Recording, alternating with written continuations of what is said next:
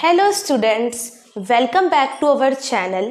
आज हम करने वाले हैं फ्रेंच रेवोल्यूशन के आगे के टॉपिक को कवर। इससे पहले मैंने पार्ट 1 बना दिया है जिसमें फ्रेंच रेवोल्यूशन के इंट्रोडक्शन के बारे में है और जो फ्रेंच रेवोल्यूशन क्यों शुरू हुआ, क्या वहाँ पे सामाजिक स्थिति थी, उसके बारे में हमने पार्ट 1 में देख लिया है। ओवरव्यू पूरा पार्ट 1 में आपको मिल जाएगा कि फ्रेंच रेवोल्यूशन था क्या, उसके शुरुआत होने के क्या कारण थे, क्या क्या स्थिति समाज में फैली हुई थी उस दौरान। पार्ट 1 में टोटली हमने इंट्रोडक्शन देख लिया था। आज हम फ्रेंच रेवोल्यूशन का पार्ट 2 करने वाले हैं जिसमें हम आगे के टॉपिक को कवर करेंगे। तो हमने देखा जो फ्रांस था वो 3 वर्गों में विभाजित था। फ्रेंच रेवोल्यूशन के दौरान 3 वर्गों में विभाजित था समाज। पहला पादरी वर्ग, दूसरा कुलीन वर्ग और तीसरे वर्ग में हमारे किसान, बड़े व्यापारी और वकील शामिल थे। जो तीसरा वर्ग था उसके पास बिल्कुल भी राइट्स नहीं थे, उसको कर अदा करना पड़ता था, यानी कि टैक्स देना पड़ता था। बाकी के 2 वर्गों को, प्रथम और द्वितीय वर्गों को टैक्स देना पड़ता था। और सबसे ज़्यादा राइट्स फर्स्ट और सेकंड स्टेट के पास थे, पादरी वर्ग और कुलीन वर्ग के पास। सबसे ज़्यादा अत्याचार हो रहा था किसान के ऊपर, जो तीसरे स्टेट में शामिल था। उन्होंने अपनी बहुत सारी मांगे पेश करी पर उन्हें बिल्कुल भी अधिकार नहीं मिले। उन्हें मत से भी वंचित किया गया, यानी कि वोट भी देने का अधिकार उन्हें प्राप्त नहीं था और उनके ऊपर बहुत सारे ऐसे अत्याचार हो रहे थे। आज हम देखेंगे आगे के टॉपिक को कि फ्रांस में क्या क्या चीज़ें हो रही थी फ्रांसीसी क्रांति के दौरान। तो जो फ्रेंच रेवोल्यूशन में 1793 से लेकर 1794 तक, यानी कि 1903 से लेकर 94, एक साल का जो टाइम पीरियड था 1793 से 1794, यानी कि एक साल तक क्या चीज़ें चल रही थी उस दौरान, वो हम देखेंगे।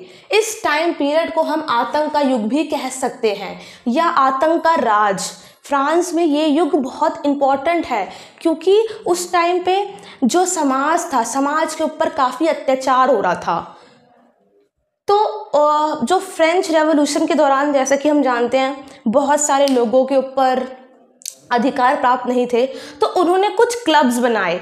क्लब्स यानी कि ग्रुप टाइप बनाया जिसका मेन रीज़न था कि अपने हक के लिए लड़ना या कुछ चीज़ें पेश करना, है ना। तो जैकोबिन क्लब, फ्रेंच रेवोल्यूशन के दौरान एक जैकोबिन क्लब शुरू किया गया। उसमें मेनली अमीर लोग शामिल थे, अमीर लोग सदस्य शामिल थे। उसी में से रॉबेस्फेयर फ्रांसीसी क्रांति के दौरान के बहुत फेमस नेता रहे हैं और वो जैकोबिन क्लब के सदस्य थे।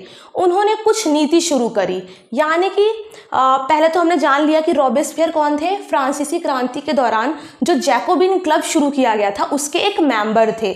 उन्होंने कुछ चीज़ें अपनाई, कुछ नीतियां शुरू करी। उनकी नीतियां बहुत ही सख्त और दंडनीय थी, यानी कि रॉबेस्फेयर ने बहुत ही सख्त नीतियां अपनाई, है ना। लोगों के ऊपर बहुत सख्त नीतियां शुरू कर दी थी। रॉबेस्फेयर फ्रांस के जैकोबिन क्लब के सदस्य थे, ठीक है। 1793 से 1794 तक का जो काल था वो आतंक का युग कहा जाता है। क्यों कहा जाता है, क्यों ये टाइम पीरियड इंपॉर्टेंट है? क्योंकि इस दौरान रॉबेस्फेयर जो जैकोबिन क्लब के सदस्य थे उन्होंने नियंत्रण एवं दंड की सख्त नीति अपनाई, बहुत ही स्ट्रिक्ट पॉलिसी अपनाई उन्होंने, ठीक है। उनका मानना था जो गणतंत्र के जो शत्रु थे, जो उनके अगेंस्ट थे, जैसे कुलीन, पादरी वर्ग से सहमत थे, को गिरफ्तार कर जेल में डाल दिया जाए। मेनली ये लोग किसके फेवर में थे? 2 स्टेट के फेवर में थे, पादरी वर्ग और कुलीन वर्ग, उनकी फेवर में थे। और इस जैकोबिन क्लब में भी वही अमीर लोग शामिल थे। ये किसके अगेंस्ट थे? ये अगेंस्ट थे हमारे थर्ड स्टेट के, यानी कि किसान के ऊपर। किसान अगर उनके अगेंस्ट जा रहा है फर्स्ट और सेकंड स्टेट के, तो जितने भी लोग उनके अगेंस्ट हैं उनको जेल में डाल दिया जाएगा। इस नीति के अकॉर्डिंग न्यायालय द्वारा उन पर मुकदमा चलाया जाएगा। अगर कोई भी पर्सन फर्स्ट और सेकंड स्टेट के अगेंस्ट जाता है, उनकी बातों को नहीं मानता है, तो उन्हें जेल में डाल दिया जाएगा। न्यायालय द्वारा उन पर मुकदमा चलेगा और उन्हें जेल में डाल दिया जाएगा। और या यदि न्यायालय उन्हें दोषी पाता है, अगर न्यायालय उन्हें दोषी पाता है तो उन्हें गिलोटीन पर चढ़ाकर उनका सिर कलम कर दिया जाता था। यानी कि जो पूरा सीन चल रहा है वो 1793 से 1794 के टाइम पीरियड पे हुआ। आतंक का युग कहा जाता है इसे, आतंक का राज, क्योंकि लोगों के ऊपर बहुत अत्याचार किए जा रहे थे। कौन कर रहा था, किस वजह से हो रहा था? रॉबेस्पियर की नीति की वजह से। उन्होंने नीति जो अपनाई वो केवल थर्ड स्टेट के लिए थी। थर्ड स्टेट के लोग, क्योंकि मेनली थर्ड स्टेट के लोग ही अगेंस्ट जाएंगे।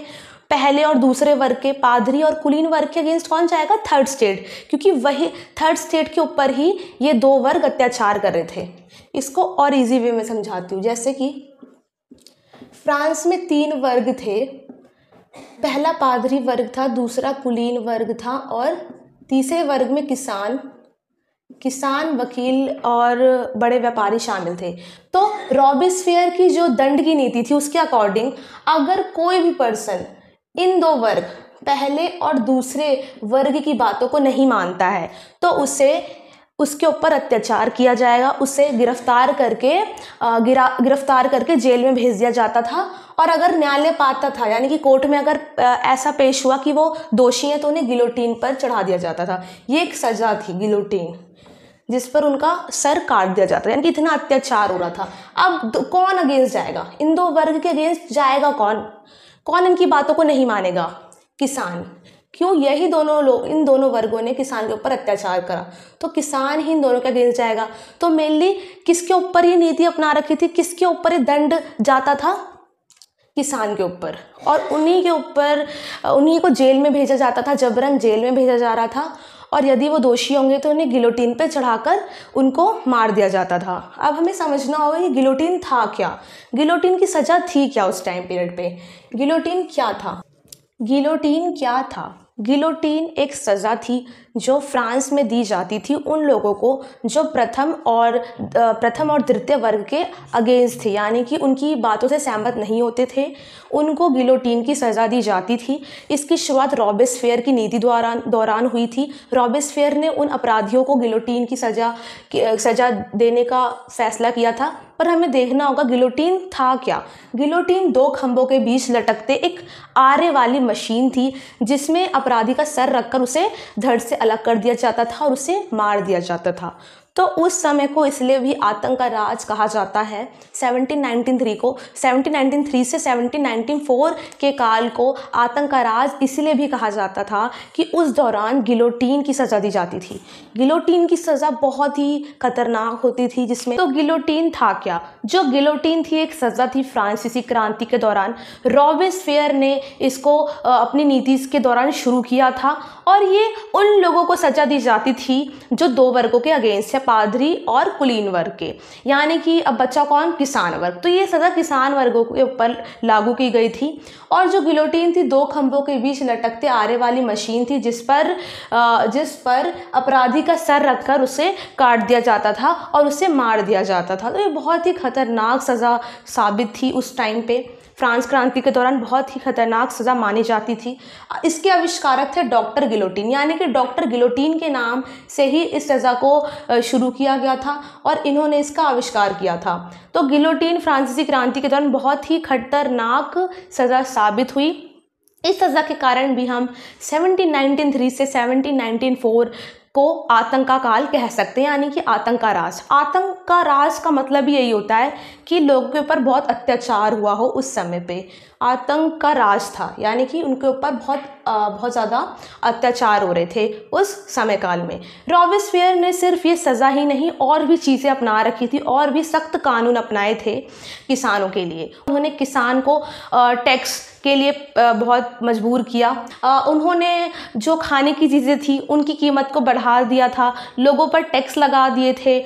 और जो किसान थे, अब किसान अपनी जो अनाज है उन्हीं कीमत पे बेच सकते हैं जो सरकार द्वारा तय की गई थी। यानी कि अब किसान अपनी मर्जी से अनाज को नहीं बेच सकता था, वो उन्हीं कीमत पे बेचेगा जो सरकार द्वारा लागू की गई है। तो किसान के ऊपर और भी अत्याचार हुए, उनके अनाज की जो कीमत थी तय कर दी गई थी और जितनी भी खाने की चीज़ें थी उन सब की कीमत को बढ़ा दिया था। अब कोई भी पर्सन खाने की चीज़ को खरीदने में भी सक्षम नहीं था, क्योंकि हर चीज़ का जो प्राइस था वो बढ़ गया था। तो लोगों की जो आर्थिक स्थिति बहुत ही ख़राब हो चुकी थी, समाज में बहुत ही ज़्यादा अत्याचार अत्याचार हो रहा था। आतंक का काल इसीलिए इसे कहा जाता है क्योंकि लोगों के ऊपर बहुत अत्याचार हुए, टैक्स देने पड़ते थे उन्हें, सज़ा भी दी जाती थी, उन्हें ज़बरदस्ती जेल में डाल दिया जाता था और उनके ऊपर जो इतने सारे सख्त कानून अपना दिए थे जिससे उस काल को आतंक का काल कहा जाता था। रॉबेस्पियर की सख्त नीति, अब सब पूरा समाज, जो फ्रांस का समाज था वो परेशान हो चुका था रॉबेस्पियर की सख्त नीतियों के कारण। रॉबेस्पियर की सख्त नीतियों के कारण उसे 1794 में दोषी ठहराया गया, यानी कि रॉबेस्पियर ने जितने भी सख्त कानून अपनाए थे वो समाज में कुछ अच्छा इम्पैक्ट नहीं कर रहे थे। कोई भी कानून बनता है वो इसलिए बनता है कि समाज के लोगों पर वो एक अच्छा इम्पैक्ट शो करे और बहुत ही देश को बढ़ाए, देश की जो आर्थिक सामाजिक व्यवस्था है उसे बढ़ाए, उसे अच्छा कर सके। परंतु रॉबेस्पियर की इस नीति ने समाज में बहुत ही अत्याचार पेश करा, उसकी नीति सफल नहीं हुई। इसलिए लोगों के विरोध के बाद रॉबेस्पियर को 1794 में दोषी ठहराया गया और उसे क्या कहते हैं, उसे गिलोटीन पर चढ़ा दिया गया। अब देखो, रॉबेस्पियर ने ही अपराधियों के लिए गिलोटीन की सज़ा की शुरुआत की थी कि जितने भी अपराधी हैं उन्हें गिलोटीन की सज़ा दी जाएगी। तो रॉबेस्पियर ने ही गिलोटीन की सज़ा को शुरू किया था कि जितने भी अपराधी हैं उन्हें ये सज़ा दी जाएगी। पर अब उसकी सख्त नीति के कारण 1794 में रॉबेस्पियर को खुद ही गिलोटीन पर चढ़ा दिया। इतनी ज़्यादा कंडीशन वहाँ पे ख़राब हो चुकी थी और अंत में उसे खुद इस अत्याचार को फेस करना पड़ा था। यहाँ तक उसका टाइम पीरियड था और उसे मतलब इस सज़ा के दौरान ख़त्म कर दिया। आगे हम देखते हैं जो महिलाएं थी फ्रांस में, उनकी स्थिति क्या थी। उनकी भी कुछ मांगें थी, कुछ उनकी डिमांड्स थी जो वो चाहती थी पूरी हो, और उन्होंने भी फ्रांसीसी क्रांति में बहुत ही महत्वपूर्ण भूमिका निभाई। उन्हें लगता था कि शायद अगर हम इस क्रांति में अपना समर्थन करेंगे क्रांति का, तो शायद उनके जीवन में भी कुछ परिवर्तन आ सकते हैं। पहले जो महिलाएं थी उन्हें सिर्फ घरेलू काम तक ही रखा जाता था, उनके पास पढ़ाई का अधिकार नहीं था, उनके पास संसद में हिस्सा लेने का अधिकार नहीं था और मतदान का भी अधिकार नहीं प्राप्त होता था। परंतु जो फ्रांस की महिलाएं थी उन्हें लगता था अगर हम फ्रांसीसी क्रांति का सपोर्ट करेंगे तो शायद कुछ वर्षों बाद उनको भी अधिकार प्राप्त हो सके। तो अब हम देखते हैं फ्रांस में जो महिलाएं थी उनकी स्थिति क्या थी और महिलाओं को क्या क्या चीज़ें वहाँ पे फेस करनी पड़ रही थी। फ्रांसीसी क्रांति के दौरान महिलाओं की स्थिति, यानी कि महिलाओं की स्थिति क्या थी, भूमिका क्या थी उस दौरान। महिलाएं केवल घरेलू कार्य पर निर्भर होती थी, उन्हें घर के काम ही अधिकतर करने पड़ते थे। जैसा आज हम देखते हैं जो महिलाओं की जो स्थिति है उतनी भी अच्छी नहीं है। पहले के टाइम पे तो और उनकी स्थिति खराब होती थी, उनको पढ़ने का अधिकार नहीं था, उन्हें राजनीति में हिस्सा लेने का अधिकार नहीं था, उन्हें वोट देने का अधिकार नहीं था और उनको किसी भी प्रकार की समानता प्राप्त नहीं होती थी। परंतु आज हम देखते हैं तो महिलाएं काफ़ी ज़्यादा आगे स्तर पे हैं।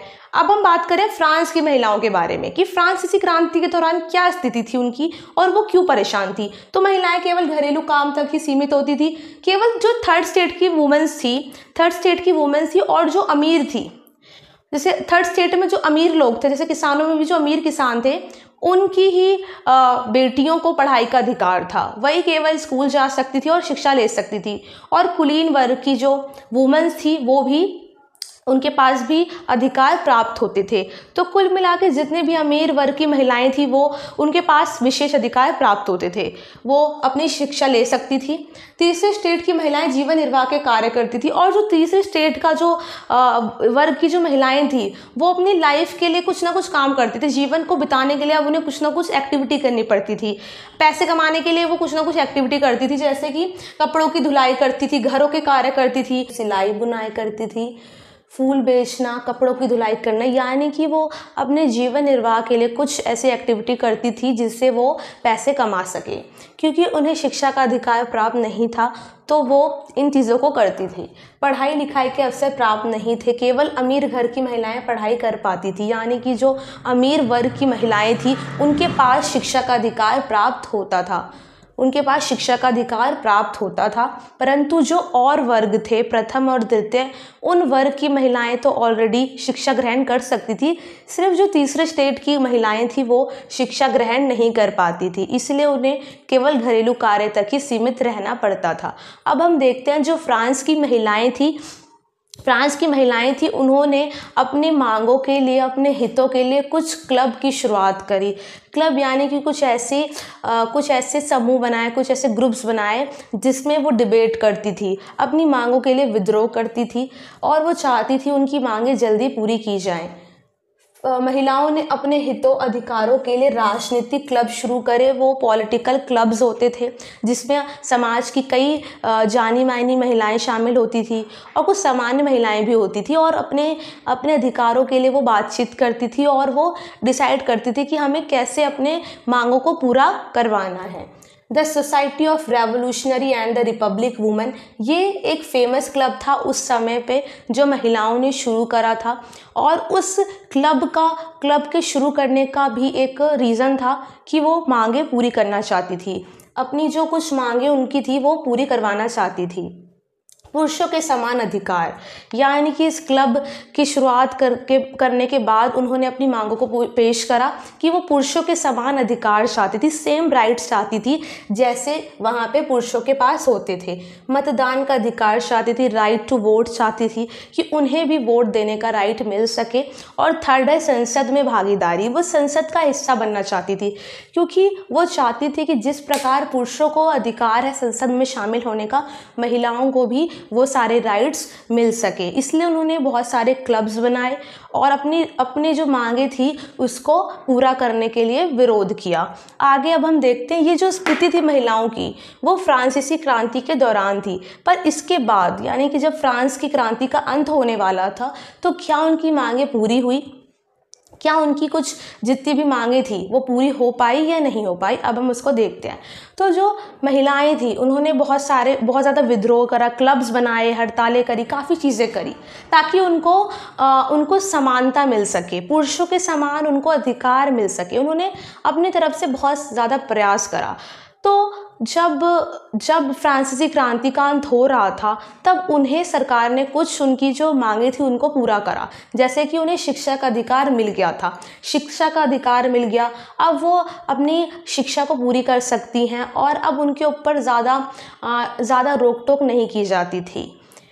यानी कि जो उनका विद्रोह था वो कहीं ना कहीं वो सफल हुआ और उन्हें कुछ मांगे उनकी पूरी हुई, शिक्षा जैसे उनको मिल गई, शिक्षा का अधिकार मिल गया था उन्हें। परंतु जो मतदान का अधिकार था उन्हें वो काफ़ी लंबे समय के बाद मिला। अब हम उस पर चर्चा करते हैं। तो हमने बात करी कि महिलाओं के पास बिल्कुल अधिकार प्राप्त नहीं होते थे फ्रांसीसी क्रांति के दौरान, परंतु कुछ वर्षों बाद उनकी जो जीवन में बहुत परिवर्तन देखने को मिले उसको हम देखते हैं। महिलाओं के जीवन में सुधार जो आए थे उनके बारे में हम जानते हैं। तो महिलाएं केवल घरेलू कार्य तक सीमित थी, पर जब उनके जीवन में कुछ सुधार आए तो उन्हें शिक्षा का अधिकार प्राप्त हो गया, यानी कि फ्रांसीसी क्रांति के दौरान शिक्षा का अधिकार उन्हें मिलने लग गया था काफ़ी विरोध के बाद। तो उधर शिक्षा उन्हें मिलने लग गई, तलाक को कानूनी रूप दे दिया गया, यानी कि महिलाओं को काफ़ी चीज़ को झेलना पड़ रहा था तो उन्हें जो तलाक को कानूनी रूप दे दिया गया, एक कानून बना दिया गया तलाक के ऊपर, उनकी मर्ज़ी के खिलाफ शादी के लिए बाध्य नहीं। अब कोई भी उन्हें फोर्स नहीं कर सकता शादी करने के लिए।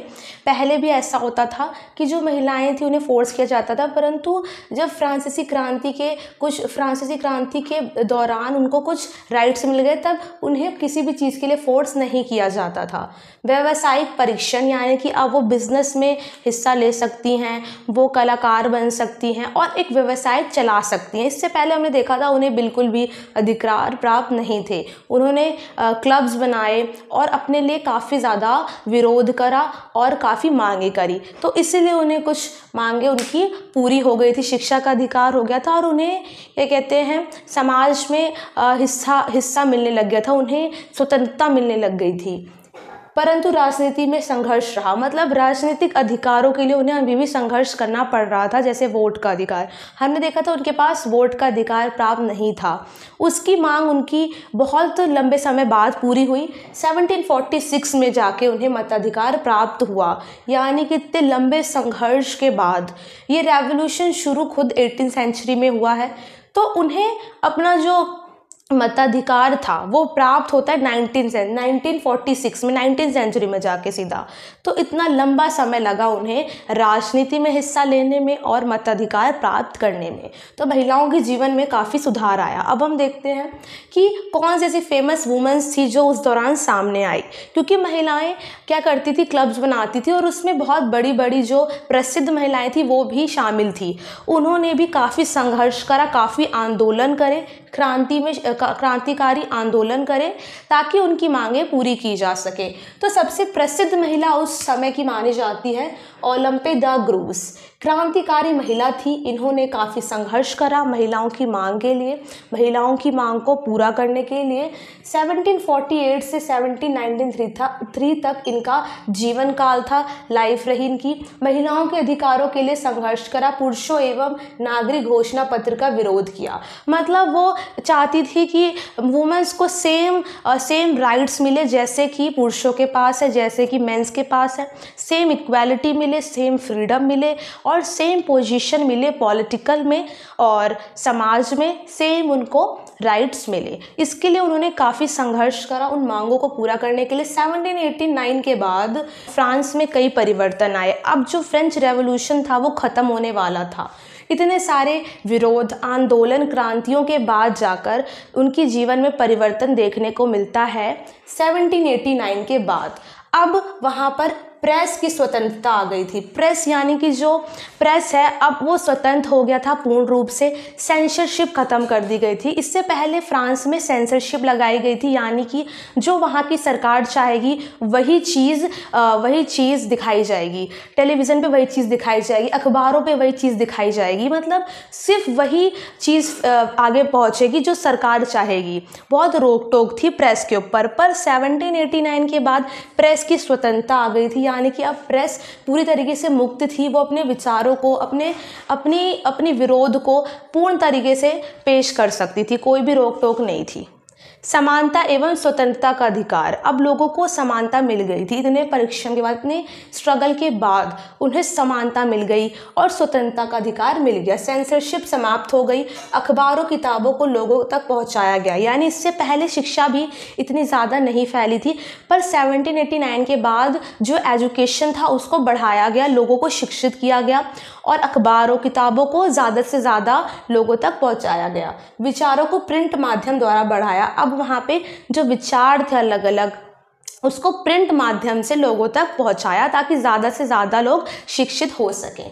अब आ जाता है फ्रेंच रेवोल्यूशन का एंड कैसे हुआ। इतने सारे संघर्ष, आंदोलन के बाद अब हम देखेंगे कि फ्रेंच रेवोल्यूशन ख़त्म हो गया था। जैसा हम जानते हैं कि फ्रांस में तानाशाही व्यवस्था थी। शुरुआत में वहाँ पे तानाशाही थी, सिर्फ एक ही राजा रूल करता था, जिस वजह से ये सारी क्रांति शुरू हुई। लोगों के पास अधिकार नहीं थे, उन्हें टैक्स देना पड़ता था, उनके ऊपर टैक्स लगाया गया था, जिस वजह से ही ये क्रांति शुरू हुई थी। अब धीरे धीरे जब उनकी लाइफ में चेंजेस आ गए, समाज में परिवर्तन आ गए, 1789 के बाद राइट्स मिल गए, उन्हें इक्वालिटी का और फ्रीडम का राइट्स मिल गया। उसके बाद फ्रेंच रेवोल्यूशन ख़त्म हो गया, क्योंकि वहाँ पर जो तानाशाही व्यवस्था थी वो ख़त्म होकर अब लोकतंत्र आ गया था। अब मतदान का अधिकार हो गया था लोगों को। लोग अपनी चॉइस से किसी भी राजा को चुन सकते थे, किसी भी शासक को चुन सकते थे। तो तानाशाही व्यवस्था जब ख़त्म हुई और लोकतंत्र की स्थापना हुई, तभी हमारे फ्रेंच रेवोल्यूशन का अंत हो गया। क्योंकि उस रेवोल्यूशन की स्टार्टिंग ही इसलिए हुई थी ताकि कुछ चेंजेस आए। तो वहाँ पे बहुत बदलाव हमने देख लिए कि क्या क्या बदलाव आए थे, और उन्हें काफ़ी जितने भी राइट्स उन्हें नहीं प्राप्त थे वो मिल गए थे। 1789 के बाद 1804 में नेपोलियन को फ्रांस सम्राट घोषित किया गया। अब 1804 में जो नेपोलियन बोनापार्ट था वो फ्रांस में आया, है ना, वो फ्रांस में आया और उसने वहाँ पे शासन किया।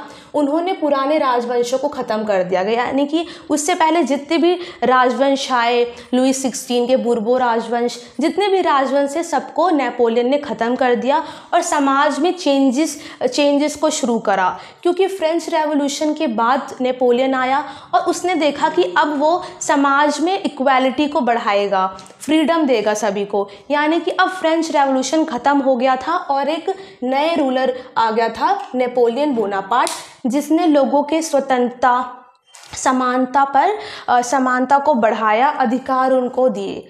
तो यहाँ तक हमारा था फ्रेंच रेवोल्यूशन। अब फ्रांस में जो मोनार्की सिस्टम ख़त्म हो गया था और लोकतंत्र की स्थापना हो गई थी, इसलिए फ्रेंच रेवोल्यूशन हमारा ख़त्म हो जाता है।